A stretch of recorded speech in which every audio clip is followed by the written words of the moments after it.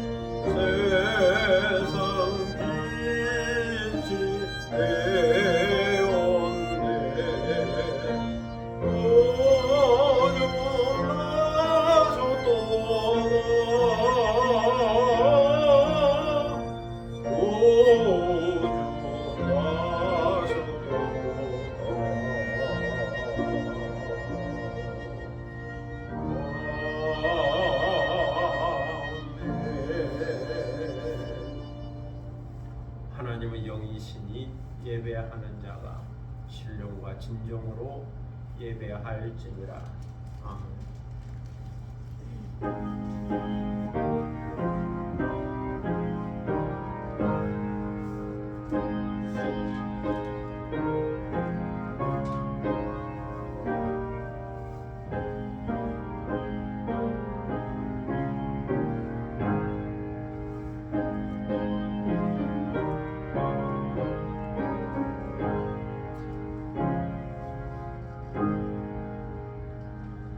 영원히 찬송을 받게 합당하신 주 여호와 우리 아버지 하나님, 그 크신 능력과 놀라운 사랑을 인하여 영광을 돌립니다. 죄와 사망에서 우리를 건지신 주 예수 그리스도의 구속의 은총을 길이길이 찬양하오고, 오늘도 우리와 함께 하시며 날마다 새롭게 하시는 성령의 교통하심을 인하여 찬송을 부릅니다. 성부, 성자, 성령께 세세 무궁토록 영광이 있을지어다. 아멘. 다 함께 일어서셔서 찬송가 15장 부르시겠습니다.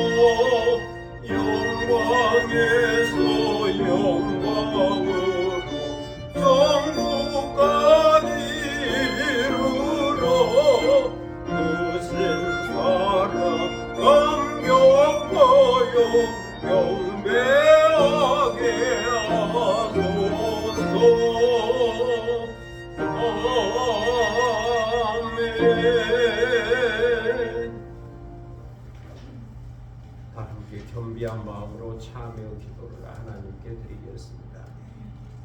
은혜와 긍휼이 풍성하신 하나님 아버지, 주님의 은혜로 눈이 내리고 영하의 추위가 있었던 한 주간을 평안히 살다가 대림절 넷째 주일을 맞이하여 주님 앞에 다시 나왔습니다.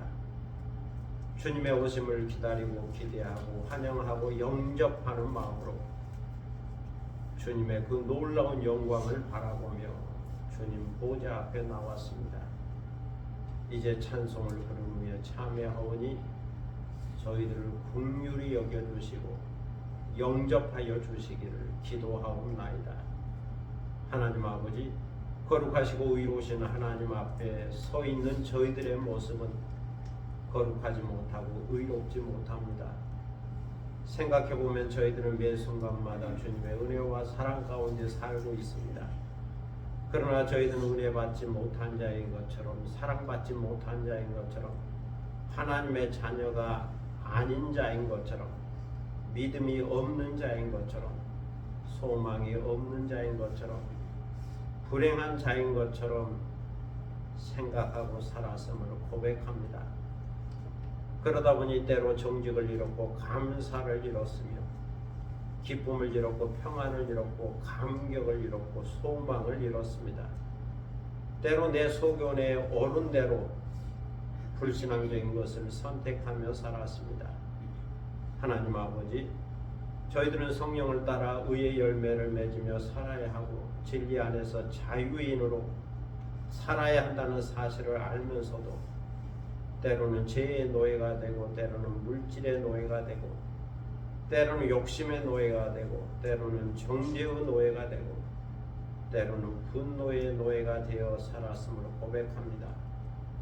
날마다 세가는 저희들의 육신을 보면서도 신령한 세계를 바라보지 못했고 속사람을 성령의 능력으로 새롭게 강건하게 하지 못했음을 고백합니다. 말씀과 기도로 경건에 이르도록 훈련하지 못했습니다.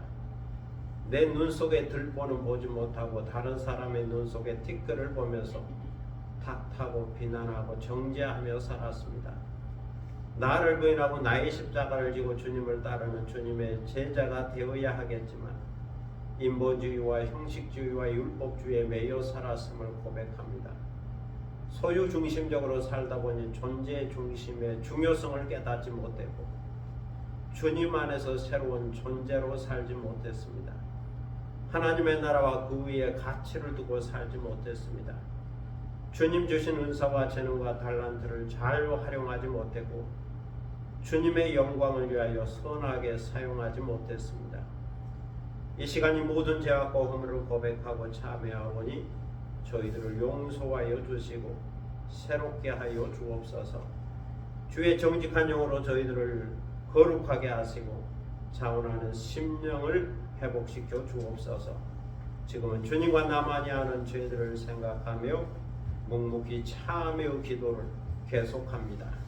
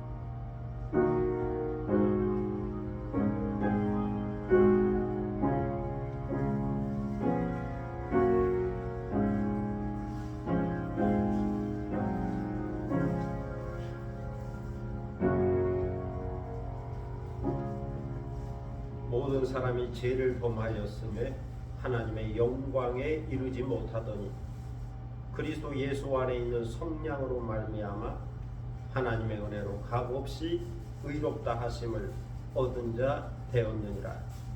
그러므로 주 예수 그리스도 안에 있는 자에게는 결코 정죄함이 없느니라.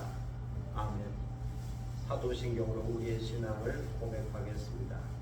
전능하사 천지를 만드신 하나님 아버지를 내가 믿사오며 그의 아들 우리 주 예수 그리스도를 믿사오니 이는 성령으로 잉태하사 동정녀 마리아에게 나시고 본디오 빌라도에게 고난을 받으사 십자가에 못 박혀 죽으시고 장사한 지 사흘 만에 죽은 자 가운데서 다시 살아났으며 하늘에 오르사 전능하신 하나님 우편에 앉아 계시다가 저리로서 산자와 죽은 자를 심판하러 오시리라. 성령을 믿사오며 거룩한 공예와 성도가 서로 교통하는 것과 죄를 사하여 주시는 것과 몸이 다시 사는 것과 영원히 사는 것을 믿사옵나이다. 아멘. 자리에 앉으시겠습니다. 성시교독 118번.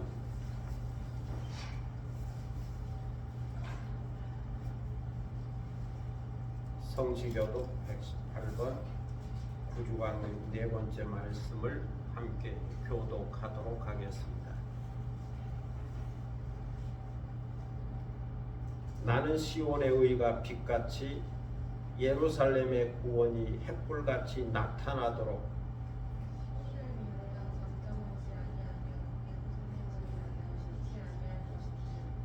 이방 나라들이 내 공의를 무도함이 다 내 영광을 볼 것이요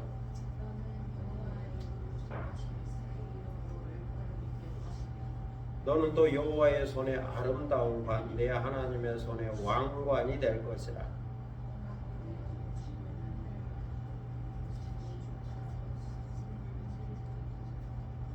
불이 섭풀 사르며 불이 물을 끄님 같게 하사 주의 원수들이 주의 이름을 알게 하시며 이방 나라들로 주 앞에서 떨게 하옵소서.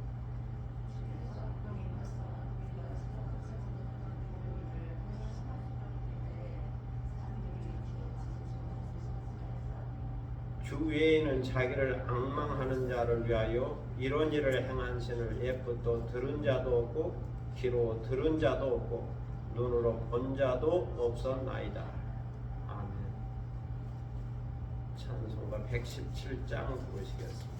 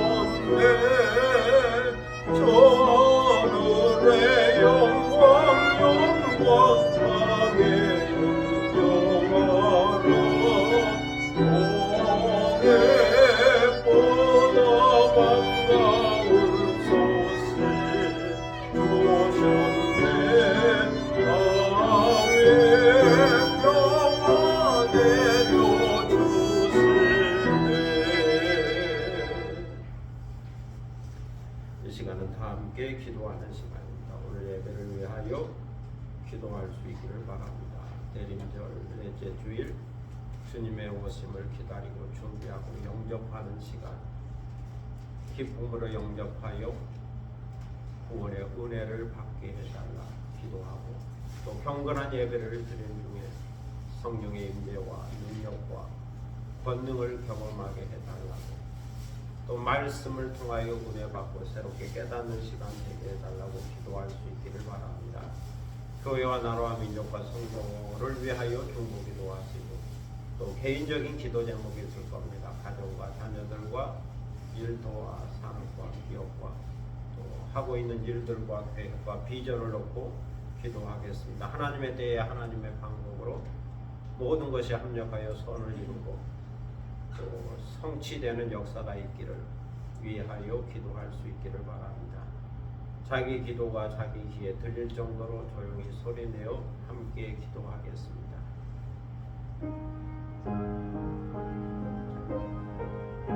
아브라함과 이삭과 야곱의 산자의 하나님, 구원의 하나님, 전능하신 하나님, 역사의 하나님, 은혜를 감사합니다. 주님 오심을 기다리는 열례적 주일을 맞이하여 주님 앞에 나와 경건한 마음으로 예배드립니다. 마음과 뜻과 정성을 모아 예배드립니다. 보좌에 앉으신 이와 어린 양께 영광과 존귀와 찬송과 능력이 세세토록 영원하도록 경배를 드립니다. 오시옵소서 영접합니다. 성령님 오시옵소서 환영하고 모셔드립니다. 이 시간 물이 바다를 덮음같이 구름이 산을 덮음같이 여호와의 영광이 이 성소에 가득하길 원합니다. 그 영광을 바라보기 원합니다. 주여 오시옵소서. 저희의 속사람을 성령의 능력으로 강력히 하시고 우리를 부르심의 의미가 무엇인지, 우리를 구원하게 행하신 예수 그리스도의 그 사랑의 능력이 어떠한 것인지, 또 우리에게 약속된 하나님의 나라 그 신령한 기업의 풍성함이 어떠한 것인지 알게 하여 주시고 깨닫게 하여 주시고 말씀을 통하여 새로운 도전과 확신과 또 믿음을 가질 수 있도록 인도하여 주옵소서. 오늘도 이 교회를 기억하여 주셔서 반석 위에 세워진 교회, 우리의 원석의 길을 걷는 교회, 천국의 열쇠를 간직한 교회 되게 하시고 진리의 기도가 터가 되게 하시며 또 누구든지 와서 기도하는 교회가 되게 하시고 주의 복음을 듣고 구원의 은총을 경험하는 교회 되게 하시고 선교적 사명을 감당하는 교회 되게 하시고 세상의 빛과 소금의 역할을 감당할 수 있게 하여 주옵소서. 여기에 교회가 있으므로 하나님의 살아계심이 나타나게 하시고 우리 주 예수 그리스도의 복음이 전파되게 하시며 주의 능력이 역사하는 은혜를 허락하여 주옵소서. 나라 민족과 국가 함께 하시고 정의가 있게 하시고 공의가 있게 하시며 또 평화가 정착되게 하시고 이 땅이 복음화되도록 인도하여 주시고 오늘도 예배드리는 모든 교회마다 주의 영광이 나타나게 하여 주옵소서. 저 북녘 땅에도 우리를 베풀어 주셔서 복음화되게 하시고 또 세계로 흩어져 선교하는 선교사들을 붙들어 주셔서 오늘도 강하게 하시고 그들이 가는 곳마다 주의 복음의 빛이 전파되게 하시고 치와 이적과 능력이 나타나게 하시며 하나님께서 여호와이신 것이 드러나고 증거될 수 있도록 역사하여 주옵소서.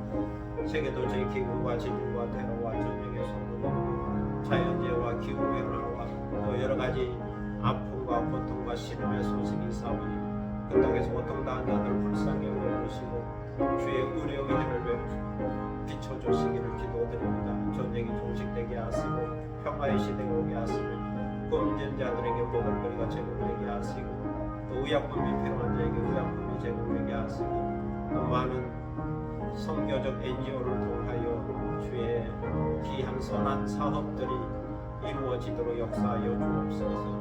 오늘도 개인적인 기도 제목을 가지고 나왔습니다. 우리의 가족과 자녀들을 위해 기도합니다. 주 안에서 복되게 하시고 평안하게 하시고 건강하게 하시고 자유하게 하시고 모든 것이 합력하여 손을 이루는 복된 성복의 근원이 되게 하여 주옵소서. 주어진 일도와 사랑과 기업과 또 하고자 하는 여러 가지 계획과 비전 가운데 함께 하시고 성령의 기름을 부어 주셔서 하는 일마다 잘 되게 하시고 형통하게 하시고 또 주님의 영광을 위하여 선교적 사명을 감당하게 하여 주옵소서. 때로 하나님께서 사람을 붙여주시고 물질을 붙여주시고 기회와 환경과 여건을 붙여주셔서 모든 일들이 순조롭게 진행되게 하시고 하나님의 도우심으로 이러한 일들이 이루어졌다고 하는 귀한 간증을 나눌 수 있도록 인도하여 주시고 이 모든 일들을 통하여 하나님께 영광 돌릴 수 있도록 인도하여 주옵소서. 저에게 건강을 주시되 영적으로 건강하게 하시고 또 정신적으로 이성적으로 건강하게 하시고 또 육체적으로도 건강하게 하셔서 항상 전인적 건강을 유지하게 하시고 건강함으로 일하게 하시고 건강함으로 섬기게 하시고 건강함으로 사랑하게 하시고 건강함으로 또 행복한 삶을 살게 하시고 주의 선하신 뜻을 이루어가는 복된 삶이 되도록 인도하여 주옵소서. 거룩하시고 존귀하신 아버지 하나님 은혜를 감사합니다. 이 시간 저희들은 하나님 앞에 있습니다. 말씀하여 주옵소서. 저희가 듣기를 원합니다. 주의 세미한 음성을 듣게 하시고 깨닫게 하시고 새로운 도전과 확신과 믿음을 가질 수 있도록 인도하시고 귀한 은혜의 시간이 되게 하시고 말씀을 듣는 중에 치유와 회복의 역사와 은혜의 역사가 일어나게 하시고 예배드리는 중에 우리 삶의 문제가 해결되고 기도가 응답되어지도록 역사하여 주옵소서. 이 시간을 주님께 의탁하오며 예수 그리스도의 이름으로 기도드립니다. 아멘.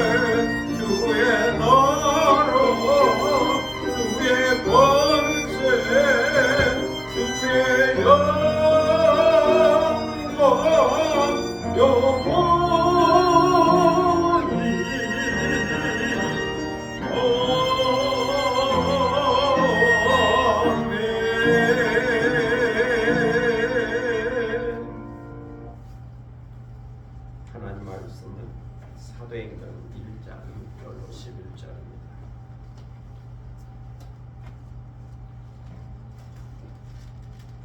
사도행전 1장 6절로 11절입니다. 신약성경 186면 되겠습니다. 이 계시의 말씀을 받들어 읽을 때에 살아계시는 하나님의 음성을 듣는 시간이 되시기를 바랍니다. 그들이 모였을 때에 예수께 여쭈어 이르되 주께서 이스라엘 나라를 회복하심이 이때니이까 하니 이르시되 때와 시기는 아버지께서 자기의 권한에 두셨으니 너희가 알 바 아니요 오직 성령이 너희에게 임하시면 너희가 권능을 받고 예루살렘과 온 유대와 사마리아와 땅끝까지 이르러 내 증인이 되리라 하시니라. 이 말씀을 마치시고 그들이 보는 데 올려져 가시니 구름이 그를 가려 보이지 않게 하더라. 올라가실 때에 제자들이 자세히 하늘을 쳐다보고 있는데 흰옷 입은 두 사람이 그들 곁에 서서 이르되 갈릴리 사람들아 어찌하여 서서 하늘을 쳐다보느냐. 너희 가운데서 하늘로 올려주신 이 예수는 하늘로 가심을 본 그대로 오시리라 하였느니라. 아멘. 찬양하겠습니다. 참 예수 394장 노래하라 것들이여 한 번 부르고 간주하고 또 한 번 두 번 부르겠습니다.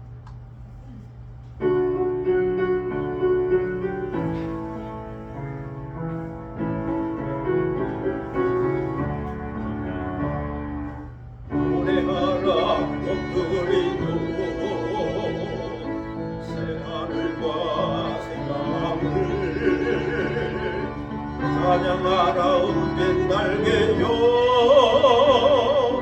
세상에 오실 예수님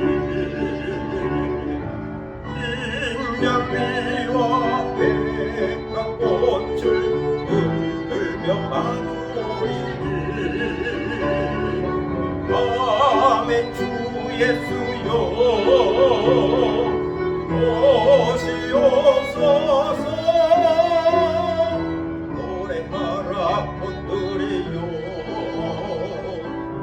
하늘과 새 땅을 찬양하라 은빛 날개여 세상에 오실 예수님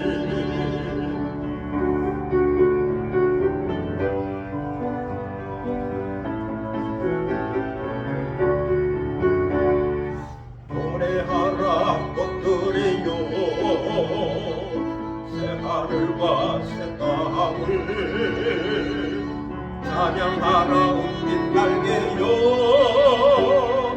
세상에 오실 예수님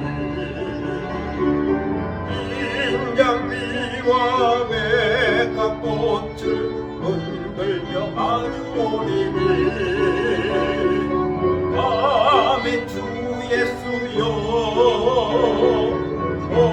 오시옵소서 노래하라 꽃들이여 새하늘과 새땅을 찬양하라 은빛 날개여 세상에 오실 예수님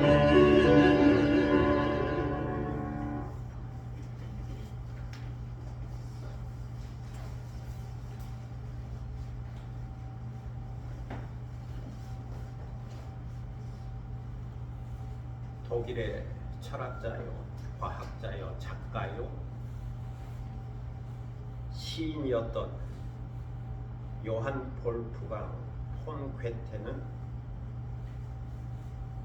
행복한 삶을 위해서 필요한 것은 다음에 5가지 자세라고 말했습니다. 행복한 삶을 위해서 필요한 것 5가지. 첫째는 미워하지 말라. 둘째는 후회하지 말라. 셋째는 화내지 말라. 넷째는 걱정하지 말라. 다섯째는 현재의 일에 충실하라입니다. 오늘 여기에서 나를 부르신 하나님의 뜻을 발견하고 성실하게 일하라는 거죠. 그러면 행복할 수 있다라고 괴테는 말했습니다. 이렇게 사람들은 행복을 추구하지만 문제는 인생이 너무 작다는 거죠. 그래서 시편 89편 47절에 보면 시인은 기도합니다. 여호와여 나의 때가 얼마나 짧은지 기억하소서. 주께서 모든 사람을 어찌 그리 허무하게 창조하셨는지요. 너무 작다는 거죠. 인생이란 홀로 태어납니다. 그리고 홀로 많은 일을 겪으면서 살다가 홀로 죽지요. 그래서 인생은 고독하고 허무하다라고 말합니다. 내가 태어나서 울면 나를 아는 모든 가족들이 기뻐합니다. 박수를 치며 기뻐하죠. 그리고 내가 죽으면 나의 감정과는 관계없이 나를 아는 모든 사람들이 슬퍼하며 눈물을 흘립니다. 이것이 인생인데 사람들은 인생을 살면서 많은 것을 배우게 됩니다. 한평생 배우고 공부하다가 인생을 마치게 되죠. 그러면 인생을 살면서 무엇을 배우고 무엇을 공부하는 걸까요? 첫째는 무엇이 중요한가에 대한 가치관을 공부합니다. 둘째는 왜 이 일을 하며 사는가에 대한 인생의 목적을 공부합니다. 셋째는 인생의 마지막에는 무엇이 있는가, 그 후에는 어떤 세계가 있는가 하는 종말을 공부하게 됩니다. 사람들은 책을 통해서 이것을 공부하게 되죠. 지혜자와 다른 사람의 이야기를 들으면서 공부하게 되죠. 그리고 내가 직접 경험하면서 그리고 다른 사람의 삶을 보면서 공부하게 됩니다. 그렇게 인생을 알게 되고 깨닫게 되죠. 그러므로 이 모든 것을 미리 알고 인생을 산다면 인생을 지혜롭게 살 수 있습니다. 지혜자를 통하여 교훈을 얻는다면 인생을 보람있고 의미있고 가치가 있는 행복한 삶을 살 수가 있는 거죠. 그런데 문제는 많은 사람들이 죽는 그 순간까지 이것을 모르고 살다가 죽음에 직면하게 된다는 겁니다. 그러면서 하는 말이 이럴 줄 몰랐다. 그럼 이럴 줄 몰랐다. 내 인생이 이렇게 허무하게 끝날 줄 몰랐다. 내가 도대체 무엇을 위해 살았는지 모르겠다. 마지막 순간에 후회하고 끝나게 됩니다. 여기서 우리는 인생의 가치와 목적과 종말은 창조주와 하나님과의 관계 속에서 배울 수 있다고 하는 사실을 알아야 합니다. 예수 그리스도 안에서 자신을 계시하신 하나님을 알게 될 때에 비로소 나를 알게 되죠. 나는 누구인가 하는 나의 정체성을 찾게 됩니다. 이처럼 창조주 하나님, 역사의 하나님, 구원의 하나님, 소망의 하나님을 알게 될 때 인생의 가치와 목적과 종말까지도 알게 됩니다. 교육 지도자요 사회운동가인 파크 제이 파머 박사의 삶이 내게 말을 걸어올 때라고 하는 저서가 있습니다. 삶이 내게 말을 걸어올 때 어떻게 하겠는가 하는 저서가 있는데 이런 말을 하고 있습니다. 인생에 있어서 나의 할 일이 무엇이냐 하는 것은 내가 누구냐 하는 질문에서 찾아야 한다. 내가 누구냐 하는 질문에 대한 대답은 내가 누구의 것이냐 하는 데서 얻을 것이다. 내가 해야 할 일은 나의 의무요 사명입니다. 이것을 찾는 방법은 내가 누구냐 하는 자기 정체성에서부터 찾을 수 있습니다. 나를 알아야 나의 사명도 알게 된다는 말. 그런데 나를 아는 방법은 내가 누구의 것이냐, 누구의 소유냐를 아는 것으로부터 시작된다는 겁니다. 이것을 생각할 때 하나님을 알아야 나를 알 수 있고 예수 그리스도를 알아야 나를 발견할 수가 있습니다. 이처럼 하나님과의 관계 속에서 나는 하나님의 것이다. 나는 그리스도의 것이다. 이 믿음의 고백으로부터 새로운 존재로서의 나를 발견할 수 있고 또한 주님께서 내게 맡기신 사명을 찾을 수가 있습니다. 이런 관점을 갖고 정리를 해보면 인생의 가치는 예수 그리스도 안에 있는 하나님의 나라와 그 의와 영광에 있습니다. 인생의 목적은 예수 그리스도 안에 있는 하나님의 나라와 그 의와 영광을 위하여 사는 것에 있습니다. 인생의 종말은 예수 그리스도 안에 있는 하나님의 나라와 그 의와 영광의 세계에 들어가는 것에 있습니다. 이것이 분명할 때 인생을 지혜롭게 행복하게 살아갈 수가 있습니다. 오늘 성경 11절에 보면 천사들이 갈릴리 사람인 제자들에게 이런 말씀을 하고 있습니다. 어찌하여 서서 하늘을 쳐다보느냐? 너희 가운데서 하늘로 올려지신 예수는 하늘로 가심을 본 그대로 오시리라. 부활하신 예수님은 제자들이 보는 앞에서 하늘로 올리어져 가셨습니다. 구름이 승천하신 예수님을 가려 보이지 않게 하셨죠. 그런데도 제자들은 그 자리에 서서 하늘만 계속 쳐다보고 있었습니다.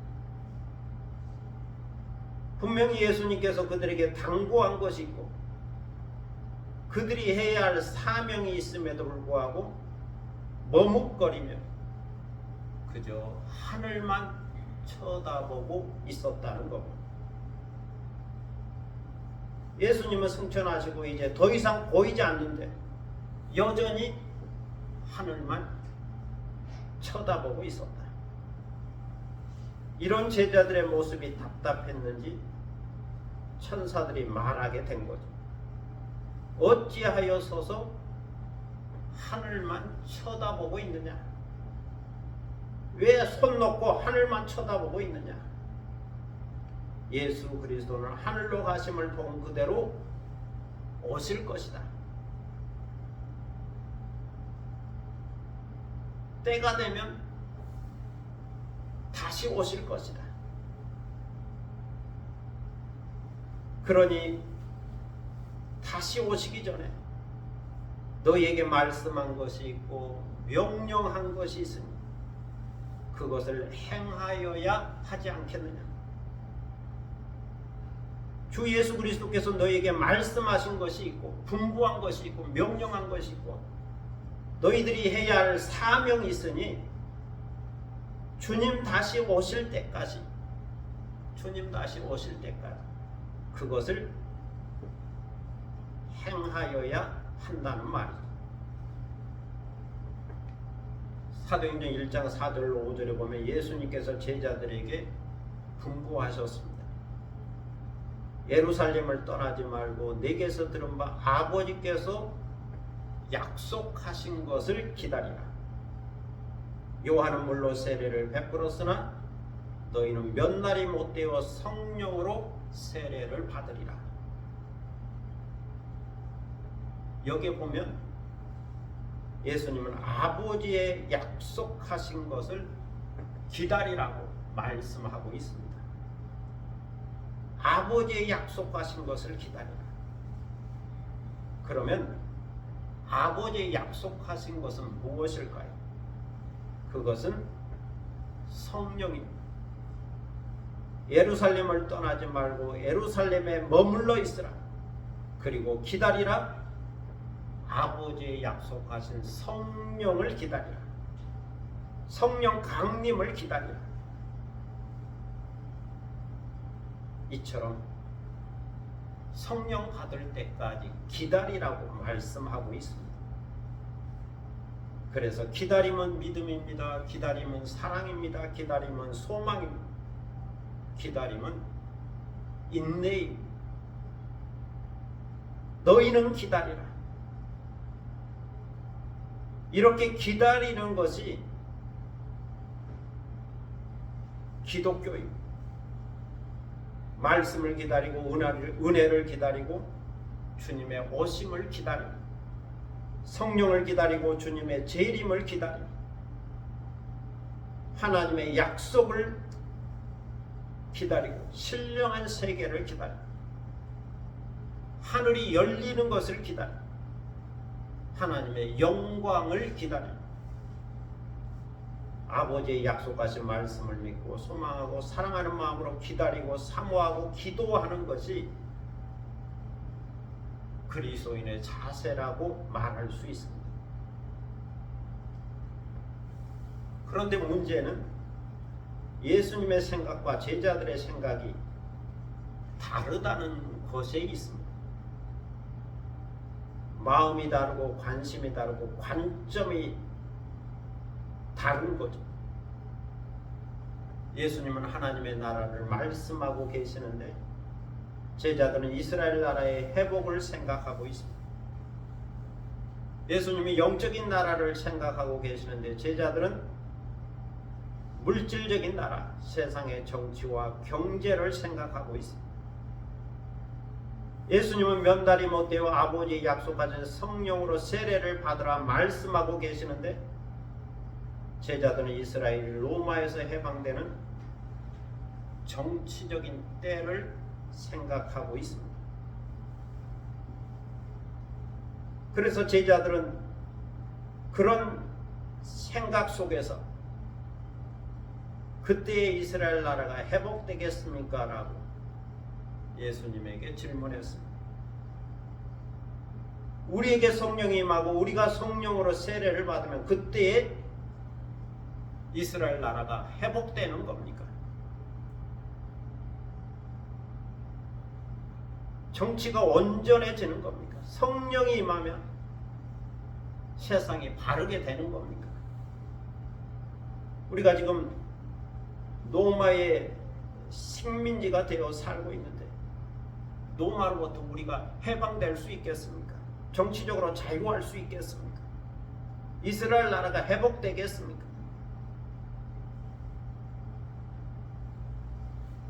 이때 예수님은 제자들에게 대답했습니다.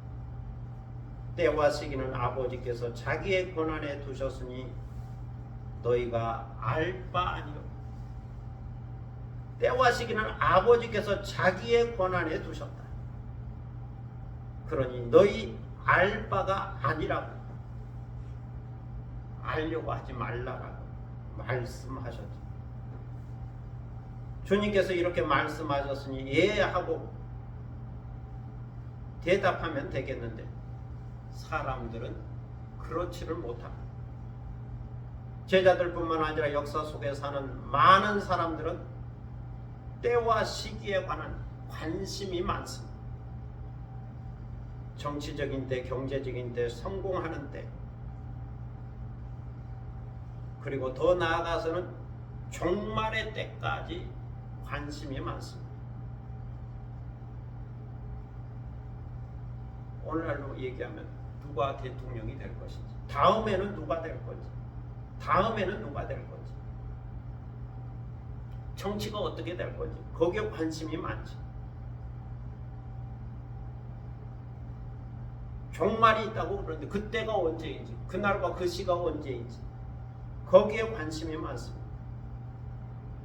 그러나 예수님은 때와 기한은 하나님 아버지의 권한이라고 말씀하죠. 이것은 하나님 아버지의 주권이다. 하나님 아버지의 경륜과 섭리 가운데 있다. 이것은 하나님만 아는 것이고 비밀스럽게 감추어져 있는 거다. 그러니 그것을 알려고 하지 말라. 그리고 거기에 집착하지도 말라. 그 대신 너희가 관심을 가져야 할 것은 성령이다. 보혜사 성령이다. 이것을 잊지 말라. 그러면서 8절에서 매우 귀한 말씀을 해주셨습니다. 오직 성령이 너희에게 임하시면 너희가 권능을 받고 예루살렘과 온 유대와 사마리아와 땅끝까지 이르러 내 증인이 되리라. 여기서 예수님은 세 가지를 말씀하고 있습니다. 첫째는 성령이 임하신다는 말씀입니다. 성령이 임하신다.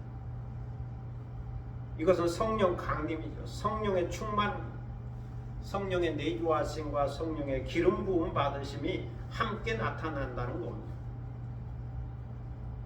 성령이 임하신다. 이것은 성령의 시대가 온다는 의미가 있죠. 성령이 주도하고 성령이 이끌어가고 성령이 인도하는 성령의 때가 온다. 하나님의 때가 찼을 때 예수 그리스도께서 여자의 몸에서 나시고 공생애를 시작하신 것처럼 이제 성령이 임하시면 성령의 시대가 온다. 성령이 역사를 주도하고 이끌어가는 그런 시대, 교회 시대가 온다는 겁니다. 그 성령이 너에게 임하신다. 너에게 임하실 거다. 제자들에게 임하실 것이고 또 믿는 자들에게 임하시게 된다는 거죠. 다시 말해서 아버지의 약속을 믿고 기다리는 자에게, 사모하는 자에게, 기도하는 자에게 성령이 임하신다는 것. 교회에 임하고 신앙 공동체에 임하신다는 거죠. 성령이 임하신다. 성령이 오신다. 구체적으로 이것은 사도행전 2장에 나오는 오순절 사건을 두고 한 말입니다. 그러나 이것은 단순히 오순절에 단 한 번 임하신다고 하는 그런 의미는 아니죠. 이것은 오순절 이후 교회 시대의 모든 사람들에게 임하신다고 하는 의미가 담겨져 있습니다. 그러므로 오순절에 임하신 성령은 교회 시대를 사는 모든 믿는 자들에게 임하시게 됩니다. 이것을 믿고 교회는 성령을 사모하고 기다리고 기도해야, 그리하면 성령이 임하시게 됩니다. 둘째는 권능을 받는다는 말씀입니다. 너희에게 성령이 임하시면 너희가 권능을 받는다. 너희가 성령의 능력을 받는다라고 말씀합니다. 이것은 물질적인 세상의 능력이 아니죠. 정치적인 권력이나 군대의 군사력도 아니고 경제력도 아니죠. 이것은 하나님의 능력이요 성령으로부터 오는 능력입니다. 이것은 믿음과 소망과 사랑의 능력입니다. 주 안에서 풍부에 처할 줄도 알고 비천에도 처할 줄 아는 능력입니다. 그리고 자신을 이기는 능력입니다. 이것은 용기요 담대함이요 인내할 수 있는 능력입니다. 사랑할 수 있는 능력이요 용서할 수 있는 능력, 포용할 수 있는 능력, 나를 미워하고 나를 핍박하는 자를 위하여 기도할 수 있는 능력, 나를 알아주든지 알아주지 않든지 관계없이 하나님의 사랑으로 넉넉히 이길 수 있는 능력입니다. 우리는 이것을 가리켜 인격적이고도 성품적인 능력이라고 말합니다. 성령의 열매라고도 말합니다. 성령으로부터 오는 능력은 인격적인 능력, 성품적인 능력, 성령의 열매라고 하는 능력이지. 그리고 더 나아가서 성령의 능력은 지혜와 지식의 말씀에 함께 나타나는 능력입니다. 병을 고치는 능력, 귀신을 쫓아내는 능력, 독을 마실지라도 해를 받지 않는 능력, 믿음의 능력, 믿음으로 능력을 행하고 또 영들을 분별하는 능력, 또 예언하고 방언하는 능력입니다. 이것을 고린도전서 12장에서 은사적인 능력이라고 말합니다. 이처럼 성령이 임하면 한편에서는 인격적인 능력이 임하고 다른 한편에서는 은사적인 능력이 임하게 되죠. 인격적이고도 은사적인 능력을 받게 된다. 이것이 성경에서 말하는 성령의 권능입니다. 성령이 임하면 권능이 임한다. 인격적이고도 은사적인 권능이 임한다. 이 권능을 받아야 한다라고 말씀하고 있습니다. 셋째는 내 증인이 되리라는 말씀입니다. 내 증인이 되리라. 너희가 권능을 받고 예루살렘으로부터 시작하여 땅끝까지 이르러 내 증인이 되리라. 가까운 곳에서부터 시작하여 먼 곳까지 이르러 내 증인이 되리라. 성령을 받고 성령의 권능을 받으면 그리스도의 증인이 될 수 있다는 말이죠. 그리스도를 증거할 수 있다는 말이죠. 하나님께서 성령으로 역사하실 때에 증인이 될 수 있습니다. 내가 증인되고 싶다고 해서 내 마음대로 되는 것은 아니죠. 증인되는 권한이 내게 있는 것이 아니에요. 내가 주도권을 갖고 있는 것이 아니에요. 주도권은 오직 하나님께서 갖고 계십니다. 오직 성령께서 갖고 계십니다. 하나님께서 증인되게 하셔야 증인될 수 있죠. 하나님이 증인되게 하시리라. 성령이 증인되게 하시리라. 성령이 임하고 성령의 권능을 받으면 비로소 증인이 된다는 말입니다. 증인이란 헬라어로 마르티레스라는 단어를 쓰고 있습니다. 마르티레스. 이 단어에는 증거, 증인이라는 뜻이 있습니다. 그리고 순교자라는 뜻도 있습니다. 죽음을 무릅쓰고 증거한 사람이란 뜻이죠. 생명을 걸고 증언한다. 진실을 증언한다. 진리를 증언한다. 그래서 글레멘드 교부는 순교자를 두고 이렇게 말했죠. 피 흘리기까지 증거하는 사람이 순교자다. 순교자만이 증인이다. 그러므로 증인은 생명을 걸고 하는 거죠.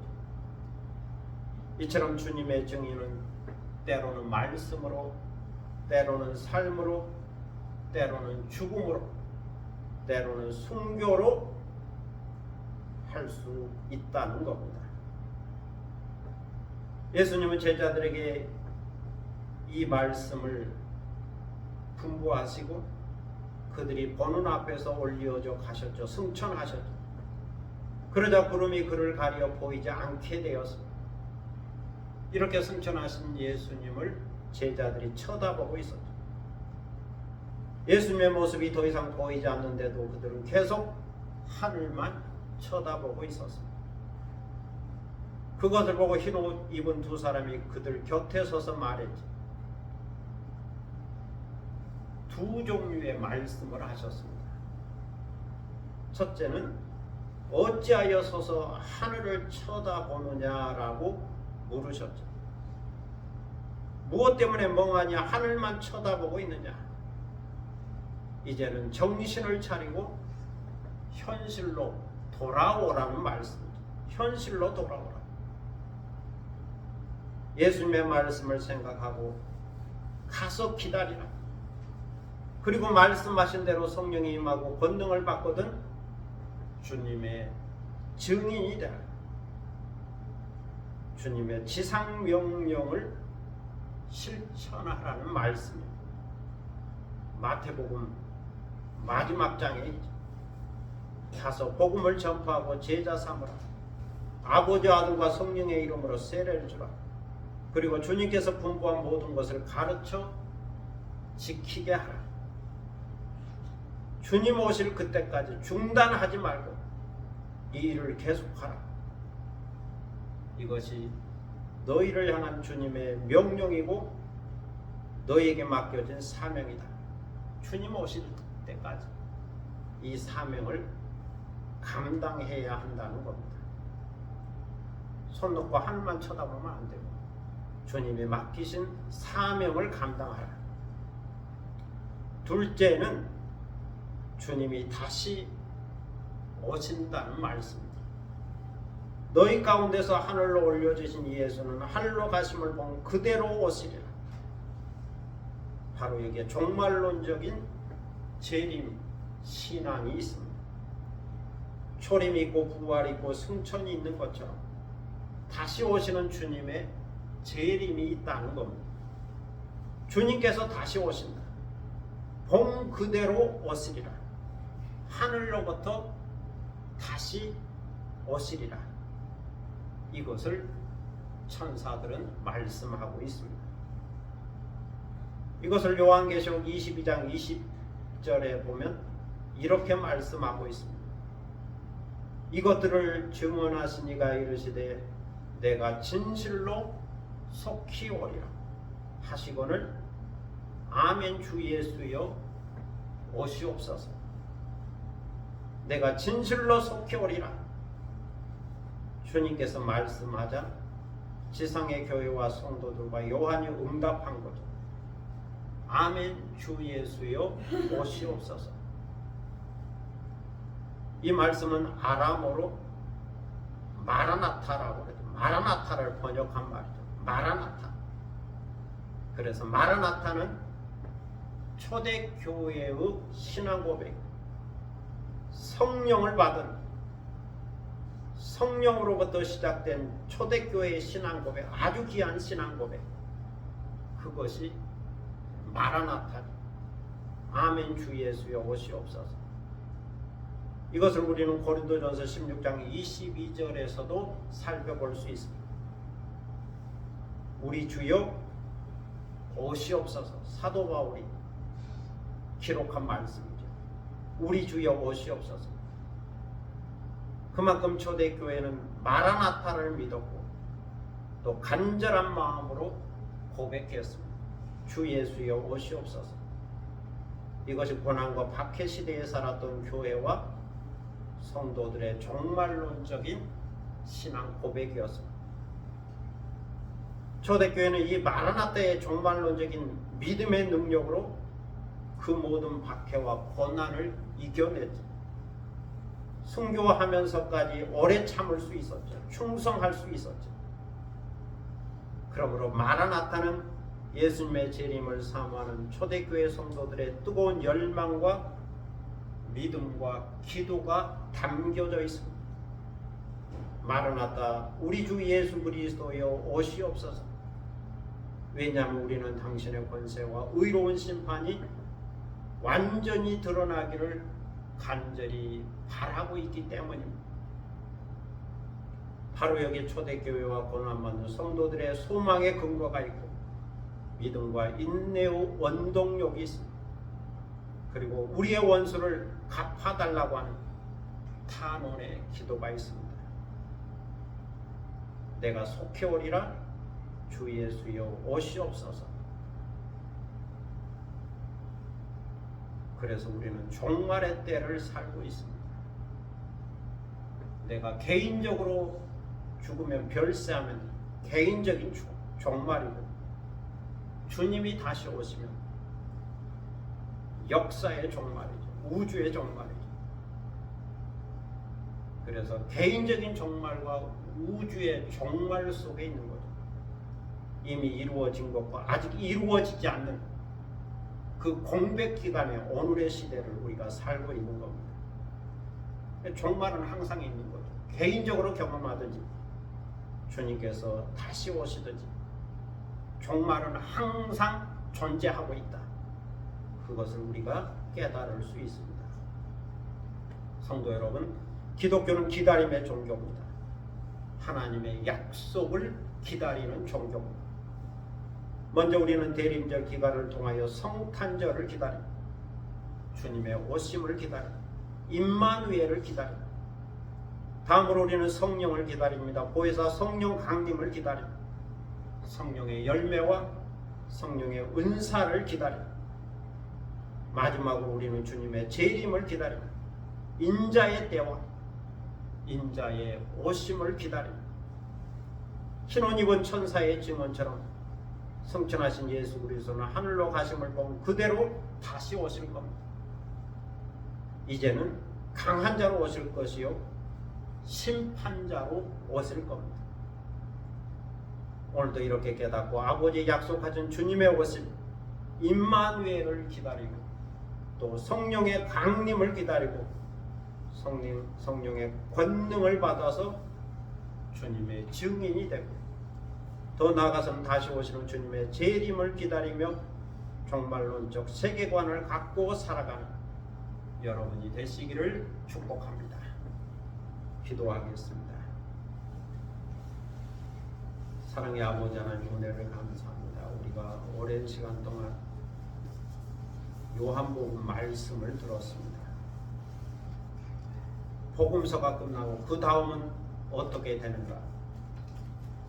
사도행전을 통하여 계속 이어지는 상황을 살펴볼 수 있고, 이제 예수님께서 40일 동안 제자들과 함께 계시다가 마지막 분부의 말씀을 마치시고 하늘로 올리어져 가셨다, 승천하셨다 말씀하는 것을 듣습니다. 마지막 분부의 말씀은 성령을 받으라, 아버지의 약속하신 성령을 받으라. 너희가 몇 날이 못되어 성령으로 세례를 받으리라. 오직 성령이 너희에게 임하시면 너희가 권능을 받고 예루살렘과 온 유대와 사마리아와 땅끝까지 이르러 내 증인이 되리라. 성령이 임하신다, 권능을 받으라, 증인이 되라 말씀하신 그 귀한 말씀과 분부를 살펴봅니다. 그리고 여기에 제자들의 사명이 있고 또 믿는 자들의 사명이 있음을 깨닫게 됩니다. 이제 천사는 하늘만 쳐다보고 있는 제자들에게 왜 쳐다보고 있느냐? 주님께서 다시 오시니 너에게 맡기신 사명을 감당하라. 주님 오실 때까지, 주님 다시 오실 때까지, 주님 재림할 때까지 주님이 맡기신 이 사명을 감당하라 말씀하는 것을 듣습니다. 그러므로 성령을 기다려야 하고, 성령이 임하실 때 권능을 받아야 하고, 권능을 받았다면 증인이 되어야 한다. 이것이 목적이 있는 삶이고 또 사명이 있는 삶이다. 이렇게 깨닫게 됩니다. 하늘로 가심을 본 그대로 오시리라.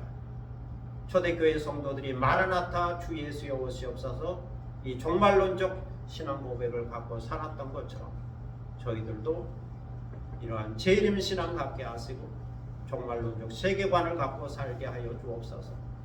개인적으로 죽든지 주님 다시 오시든지 우리는 항상 종말의 시대에 살고 있사오니 이 짧은 인생 좀 더 의미 있게, 가치 있게, 보람되게 살려면 이러한 종말론적 세계관을 갖고 살아야 하겠고, 우리에게 맡겨진 사명을 감당하며 살아야 하겠습니다. 오늘도 주님의 오심을 기다리며 또 우리에게 맡겨진 사명을 깨닫고 또 행할 때 주의 성령으로 함께 하시고 권능으로 함께 하셔서 감당케 하여 주옵소서. 감사드리며 예수 그리스도의 이름으로 기도드립니다. 아멘. 찬송가 180장 부르시겠습니다.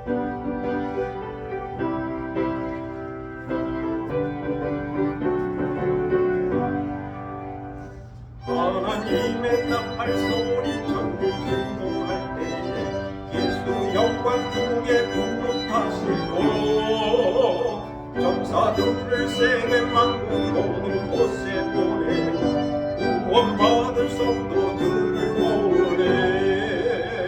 나발월 내 나의 이름, 나발월 내 나의 이름, 나발월 내 나의 이름.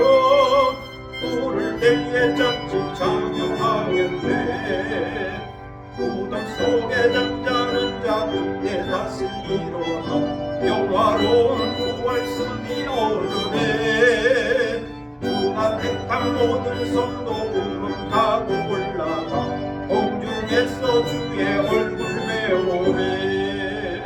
나팔볼 때 나의 이름, 나팔볼 때 나의 이름, 나팔볼 때 나의 이름. 부를 때에 잔치 참여하겠네. 주님 다시 오실 날은 우리 알 수 없으니 항상 기도하고 깨어 있어서 예쁨으로 보좌 앞에 우리 나가서도 그때까지 참고 기다리겠네. 나팔볼 때 나의 이름, 나팔볼 때 나의 이름, 나팔볼 때 나의 이름. 부를 때에 잔치 참여하겠네. 다 함께 일어서셔서 630장 부르심으로 하나님께 봉헌하겠습니다.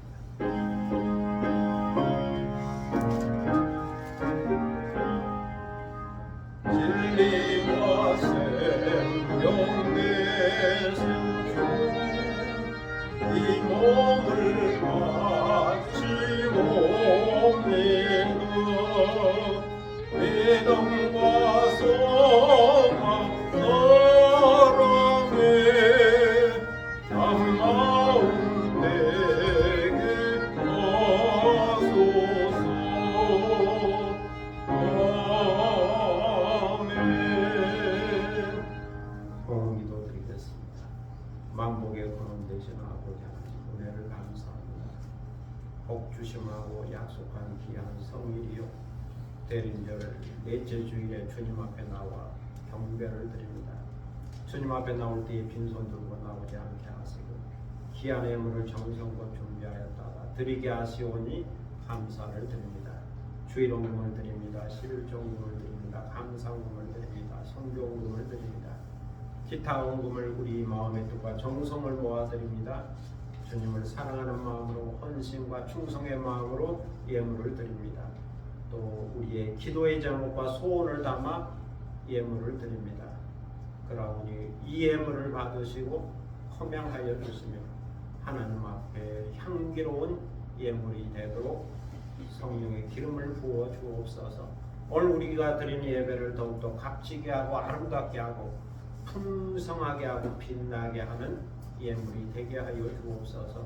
드리는 손길을 기억하셔서 하늘의 신령한 복과 땅의 기름진 복을 더하여 주시고 언제나 영적으로 육적으로 부족함이 없이 넉넉하고 풍성하게 하시고 주님께서 우리에게 맡겨진 사명을 감당하며 살게 하시고 주님의 오심을 기다리며 소망하며 기도하며 사는 저희들이 되게 하여 주옵소서. 감사드리며 예수 그리스도의 이름으로 봉헌기도 드립니다. 아멘. 자리에 앉으시겠습니다. 교회 소식 시간입니다. 옆에 계신 분과 뒤에 계신 분과 함께 인사를 나누시기를 바랍니다. 교회 오신 것을 환영합니다. 감사합니다. 12월의 은혜와 평안이 늘 함께 하시기를 바랍니다. 오늘은 대림절 넷째 주일이고요. 다음 주는 성탄절입니다. 주님의 오심을 기다리고 준비하는 대림절.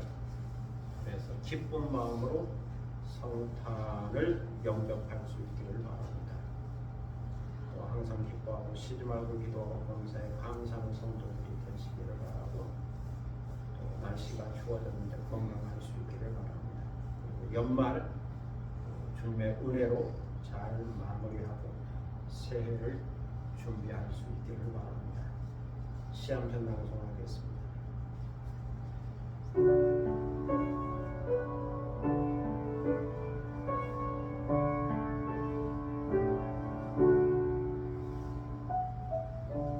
평안이 눈처럼 내린다.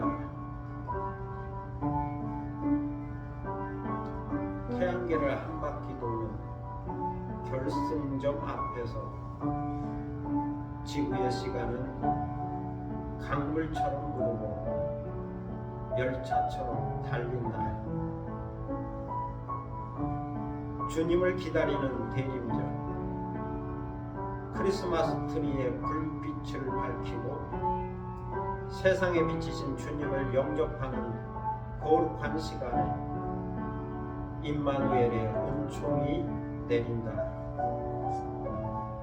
삶의 자리 지나가면 흔적이 남고 심는 자는 거두고 잃는 자는 얻는 진리처럼 믿는 자는 영생을 얻는다.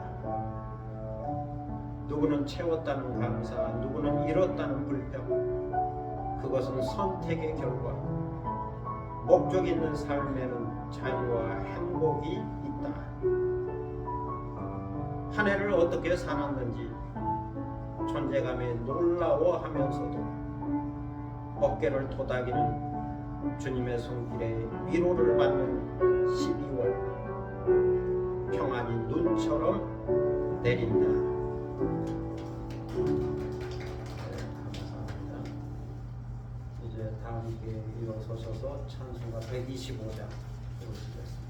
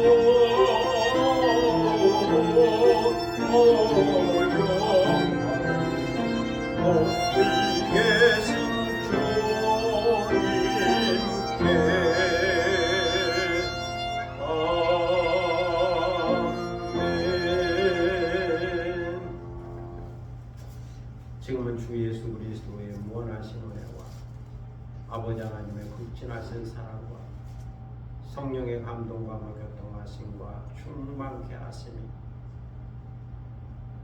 이제 주님 다시 오시리라 그 종말의 때를 바라보며 지금 여기에서는 주님께서 분부하신 말씀과 명령과 사명이 있으니 그것을 충성스럽게 감당하고 계속 주님의 오심을 기다리고 준비하며 그 영광의 기쁨을 영광의 찬송을 간직하며 살기 원하는 사랑하는 모든 믿음의 권속들 머리 위에와 그리고 이 교회 위에 지금부터 영원토록 함께 하시기를 간절히 축원하옵나이다. 아멘.